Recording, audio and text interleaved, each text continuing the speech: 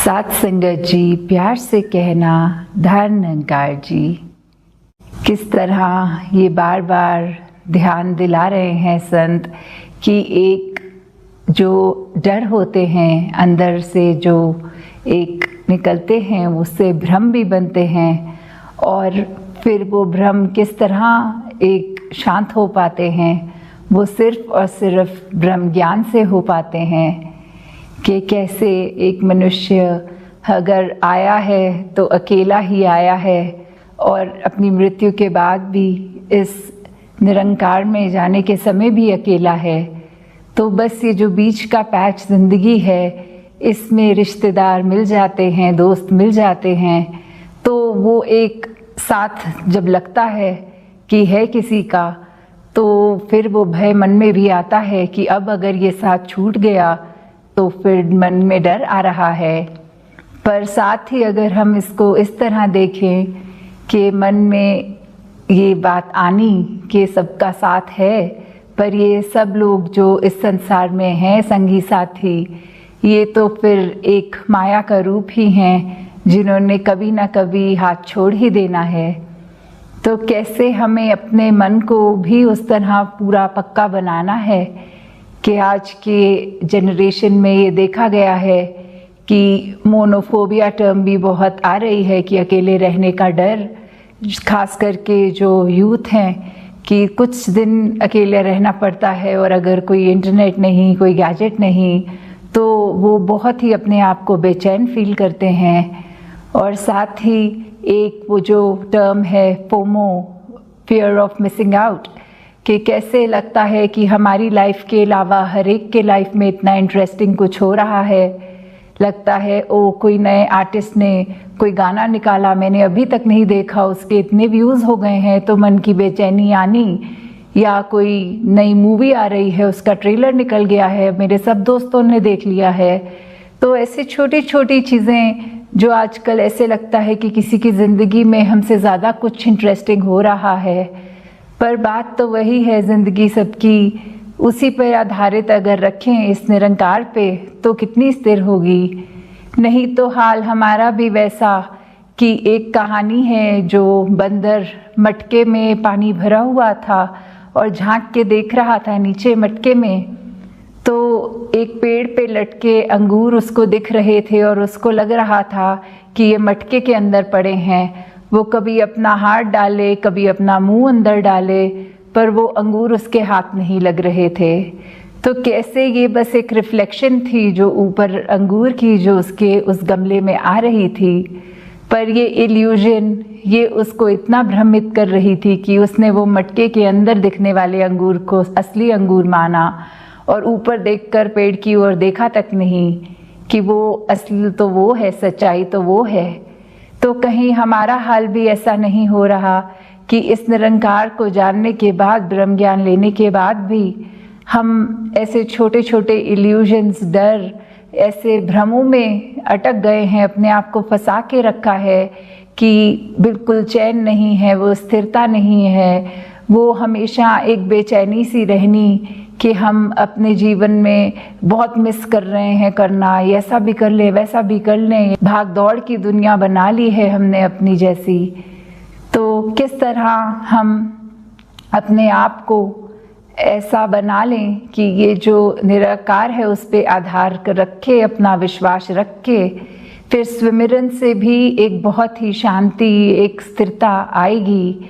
अपने मन को मजबूत करने के लिए ये नेगेटिव थॉट्स जहाँ हमें हटाने होंगे, एक पॉजिटिविटी लानी होगी। और जो सबसे बड़ी बात कि ऐसे हमें अपने लाइफ में एक कंटेंटमेंट की बात रखनी कि ये ना लगे कि जो है वो अधूरा मिला है, क्योंकि जब ये निराकार पूरा है, इसने हमारी जीवन में हमको सब कुछ पूरा ही दिया है, जो हमारे हिस्से का है, जो हमारे लिए उचित है।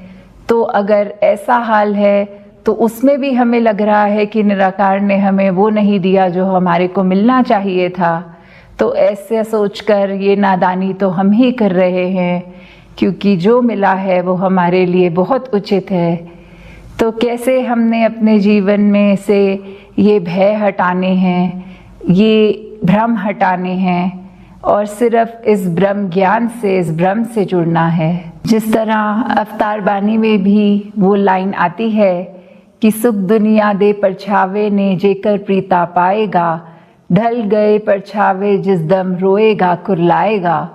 कि कैसे हम अपने जीवन में एक परछाई को ही सच्चाई मान लेते हैं, वो बंदर वाली अवस्था हमारी हो जाती है कि जो क्षण भंगुर है, जो हिलने वाली चीज़ स्थिर नहीं, वो ही अगर अपने आप में उसका एक स्ट्रॉन्ग ग्रिप लेना चाहेंगे तो उसने तो अपनी जगह से हिल ही जाना है।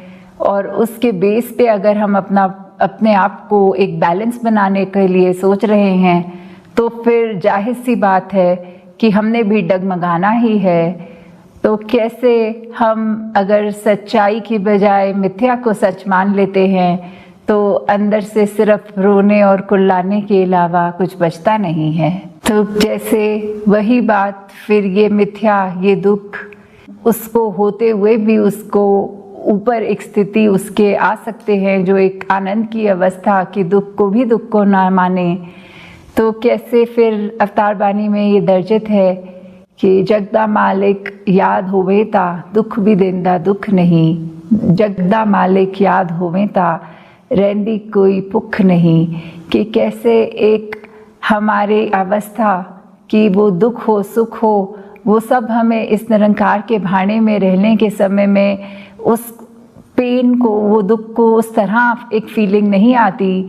ये मान के कि निरंकार द्वारा ही जीवन में ये आया है तो हम उससे बहुत जल्दी उभर पाते हैं। वो सिचुएशन हमारे को फिर बहुत टेम्पररी लगती है। और कैसे फिर कंटेंटमेंट की कोई भूख भी नहीं कि कुछ करना, हाँ लाइफ है, एक कर्म करने हैं, वो कर्मों के लिए नहीं कह रहे कि रुक जाना है, पर एक जो ये लालच होते हैं कि हमें ये भी चाहिए, वो भी बहुत होड़ में आ जाते हैं हम एक। तो उसके लिए जो वो वाली भूख है, एक ग्रीड की तरफ जाते हुए इंडिकेट करती हुई कि कैसे वो लालच वाली भूख खत्म हो जाती है। एक बिल्कुल हम कंटेंट अपने होकर उस तरह की स्थिति को आ जाते हैं। तो आगे की लाइनों में जैसे लिखा है, जगदा मालिक याद होवेंदा होंदा हर कम पूरा है। कि कैसे इस निराकार का किया सब पूरा, तो उसमें हमारे ही मन की स्थिति, अपनी मन की अवस्था ये कि हमारे अनुसार नहीं है, जचा नहीं काम, तो हमें वो पूरा नहीं लगता। हमें लगता है इस तरह नहीं, इस तरह होना चाहिए था। तो वही बात कि जगदा मालिक याद होवे ता कायर बंदा सूरा है। कि कैसे फिर से डर की ओर यहाँ आते हुए कि कायरता, ये जो डरपोक जिसको कहते हैं, कि कायर बंदा भी बलवान हो जाता है जब इस निरंकार का एहसास होता है।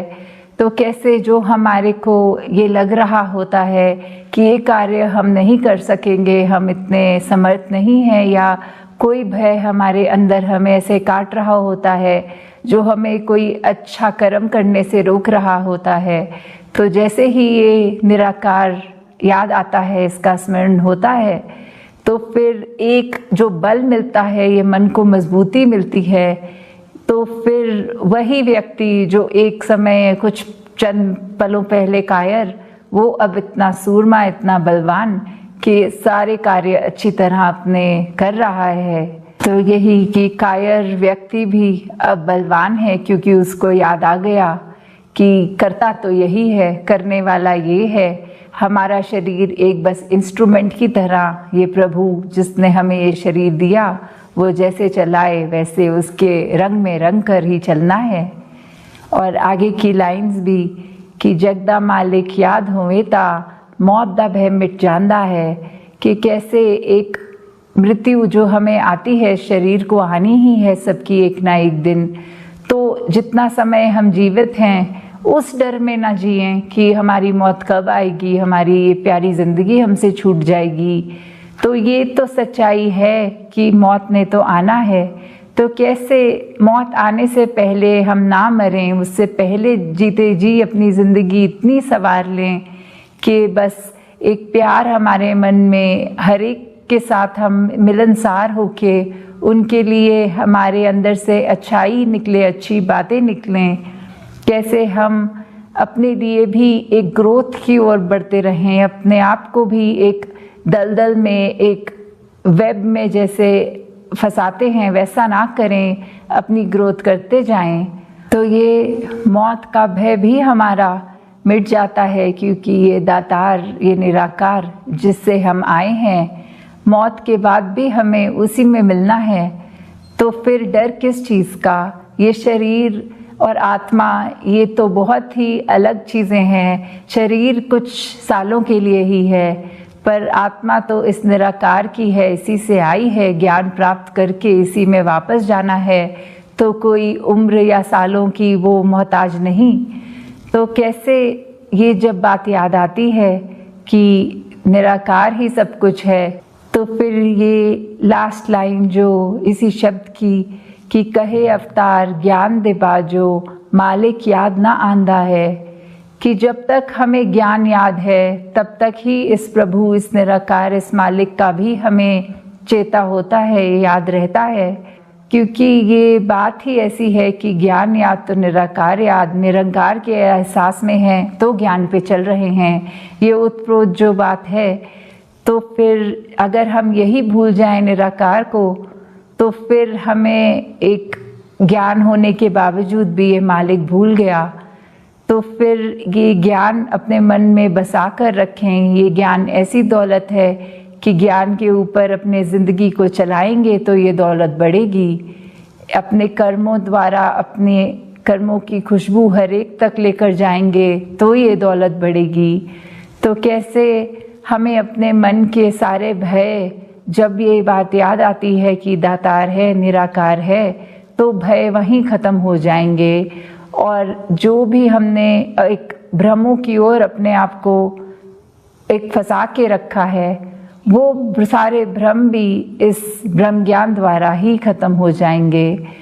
तो दातार कृपा करे सभी पे कि कैसे जीवन में एक सिर्फ और सिर्फ आनंद की अवस्था के ऊपर वर्क करते हुए इस निराकार से जुड़कर हमेशा एक अपने दिल से परोपकार की भावना रखते हुए, जब इतने पॉजिटिव काम होंगे करने को, ये दिमाग भी कहीं नेगेटिव तरीके पे नहीं चलेगा, कहीं वो डरों को हमारे अंदर घर नहीं करने देगा।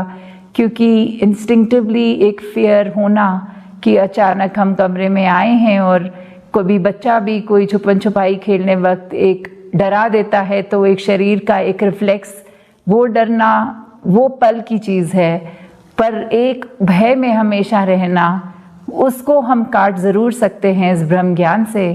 तो कैसे हम एक अपने मन को और साफ करते जाएं, अपने मन के अंदर जितना ठहराव ला सके इस सिमरन द्वारा।